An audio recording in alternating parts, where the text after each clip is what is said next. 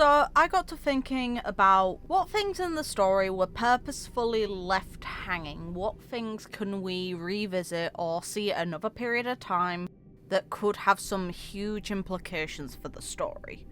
So I wanted to list a few and go into what we know about them.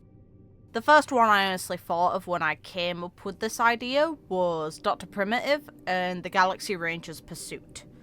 2.6 had it so the monkey escaped and gave us our first big insight into what Dr. Primitive is up to, with the aim of using the mimetic virus in Penacony to impact all of the people within it that degraded their intelligence and reverted them into monkeys that further spread this virus.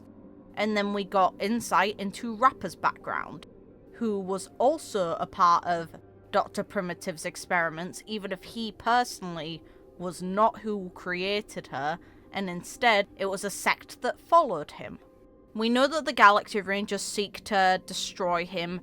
In 3.6, we became aware of the fact that he and Polka Kakamond are both aware of the theory of the 4 apocalypses, which are the 4 paths that could lead to the end of the universe. It adds questions to his methods if his belief in reversing the intelligence of any sentient life is because he believes it could prevent the end of the universe. The only way that I've kind of reached that conclusion, though, is by thinking about it from the perspective of people who follow paths. Most of the paths that we know about seem to require some amount of thought. Propagation is seemingly the main one, where the entity that rules that path possesses no intelligence and just reacts on instinct. Most of the other Aeons we've seen through Simulated Universe possess more intelligence. So, if no one is able to reach a level of intelligence, no more Aeons can be born and no more paths can be born. And if the intelligence of already existing entities is diminished, they cannot follow paths. Them not following paths might impact the result of the universe. That's the best I've kind of got as to why he could be maybe doing this, but we have no concrete information. We know very little about Dr. Primitive aside from the things he has done. Nicely following on from this is Device X and Polka Kakamond. In 3.6, yet again, it was confirmed that Polka Kakamond was aware of what was going on with the theory of the 4 apocalypses, and that she founded Device X because of it. Device X is an interesting thing in the lore. Acheron is currently seeking it, by the way, with the hopes of killing the Nihility. And we know that Polka Kakamond is highly active still, because if you listen to IPC broadcasts in between certain worlds on the journey, they change every now and again.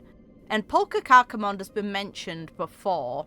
She's mentioned in Simulated Universe and actually turned up to try and get her to, but she's also mentioned in the IPC broadcasts. She's been aiming to kill Memo Keepers, it seems, and plenty of other things, terrified of her. So what is she aiming to do by killing certain parties? What did they learn? Why does having too much information get you a target painted on your back by her? And does Device X actually hold the secrets of killing an Aeon? And what measures is Polka Kakamond willing to go to now to try and prevent the 4 apocalypses? Now, time to change the subject to... In 2.5, we had a conversation with Preceptor Taoran in the Skill Gorge Waterscape. He has been experimenting and been capable of reducing his own age and maintaining himself in between hatching rebirths, like what happened with Dan Feng. So we know that the Preceptors have made a lot of progress on this, but we don't know how many Preceptors are involved with the experimentation, are aware of it, and how invested they are in Bailu, who, up until now, has been a pawn, but begged Dan Heng and Lingsha to help her. She knows her own position, and she is still a High Elder, regardless of how much power the Preceptors have. We need more on this. We know that it's an unfinished plotline. We know that Taoran could potentially get a better settlement. We know that one of the other ships is going to handle this mess. One that is favourable towards the Vidyadhara and are fully aware of their culture, so they can make a more informed decision. Following on, there's another one from the Lawfu. In 2.5, we overhear the conversation between 3 generals, and a discussion relating to Jingliu's and Luocha's Godslayer protocol, their hopes to kill the abundance using part of the corpus of the propagation. This is still ongoing. There is limited information we have.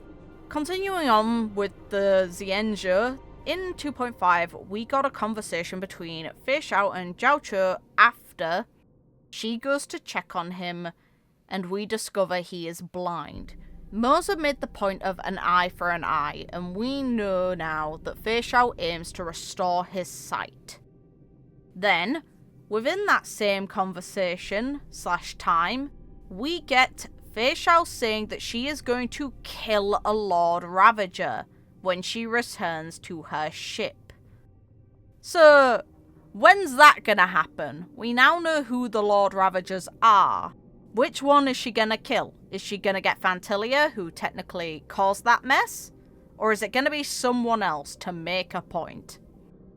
Next up is Pierpoint. We overheard a discussion in 2.2 between Aventurine and Jade about him potentially having to speak to Diamond and receiving a possible either punishment or reward. Aventurine shattered a cornerstone, but enabled the IPC to get a foot in the door when it came to Penacony. His efforts weren't in vain. We have yet to see much aside from the small little glimpse we got in a Myriad Celestia of the other Stonehearts, and we don't know the result of what happened to Aventurine when it comes to this meeting. Also, Pierpoint is the main base of operations for the IPC, so eventually I'd imagine we would go there. Now, more recently, we have, within 3.6, the reveal of Evernight and the reveal of some of March's power. We do not know how much power she truly possesses, but we have some information on her origins, and we know that her memories caused an obsession to be born that wants to kill the remembrance, meaning March's original self likely wanted the same thing. We need more on that in the future. Do I see us getting it by the end of Amphoreus? God, no. But eventually, she will have to remember, probably, and Evernight left us a message inside of Amphoreus, where she almost checks with us on what would happen if March's path diverted from ours from her remembering, which is interesting, and I like it. Last but not least, we have one more loose thread, and that is Zander One Kuwabara's 9 selves. We don't know what's going to happen to Lygus, but we know that there's 8 others of him out there somewhere. What the hell are they doing? If this one's messing with a scepter that's going to turn into an emanate of destruction, what the hell are the other ones doing? Why aren't we worrying about them? We should be worried. So yeah, these are plot points that I'm hoping we're going to address at some point. These are plot points that they could leave hanging for ages, but eventually I expect delivery on. What do you guys think? Are there any other points you want to make about this? Because there's easily stuff I could have missed. I'm just thinking, for the greater scheme of things and significant factions involved and concerning things going on in the lore, these are key points that could exist within the story, that could change the progression of the thoughts and feelings and approaches of the characters, and within the narrative, impact the entire universe. But yeah, I'd love to hear your opinions on this, and until next time, have a good night, morning, day, whatever time it is, wherever you guys are in the world, and take care. Bye.